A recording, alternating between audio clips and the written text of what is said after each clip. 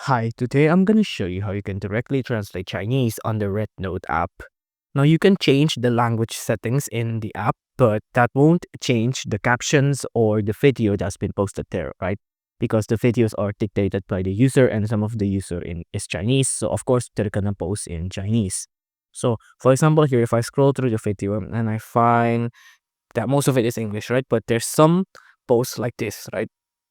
That's Chinese and I can't directly translate it like I do in TikTok. Like usually in TikTok in captions, they usually say something like translate this post, right? So for the Rednote app, what we're gonna do is that we're gonna screenshot this. We're gonna screenshot like this.